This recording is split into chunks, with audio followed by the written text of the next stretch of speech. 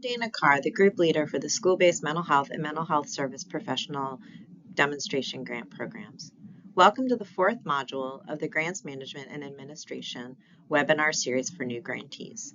As mentioned, these webinar modules are designed to help grantees have a clear picture of grant management expectations, highlighting the specific elements required for successful grants management.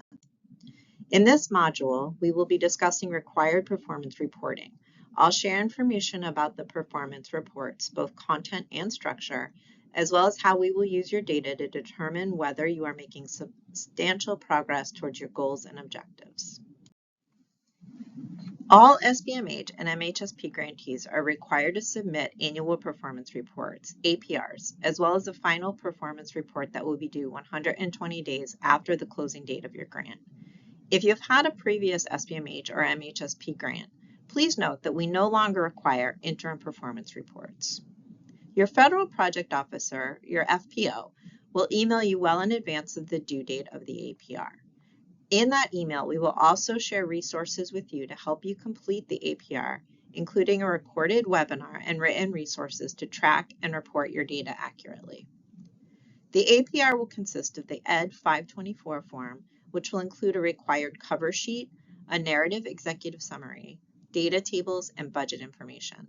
We will also ask you to share any barriers or challenges that you faced in the past year, successes or wins, or any other additional information you would like to share with us. You will submit your report in G5. Again, we will provide much more information as we get closer to the report time. Data that you submit in this report to determine whether you are making substantial progress towards your targets for the required program performance measures established in your approved application. We will also base our assessment on our ongoing monitoring as well as fiscal and administrative oversight. When determining substantial progress, your FPO will consider your financial management and controls, including whether you've had excessive drawdowns, large available balances, as well as other administrative factors such as staff turnover, lack of responsiveness, questionable internal controls, or whether you have met any of the required conditions on your grant. Your FPO will also analyze your progress towards the targets established in your application on the required performance measures.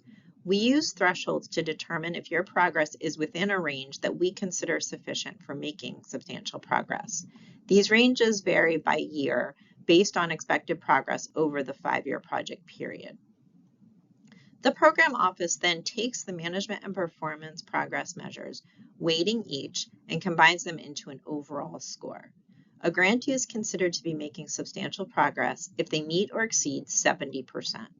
Grantees who score between 70 and 80% will receive enhanced monitoring from their FPO. Grantees who score below 70% or not making substantial progress will be notified by email that they are found not to be making substantial progress. They may receive enhanced monitoring or be required to submit a corrective action plan. Additionally, these grants may be put on reimbursement or route payment status, or the grant might not be continued. These are some useful resources that we are including in all of the modules, as well as our contact information should you have any questions. Thank you.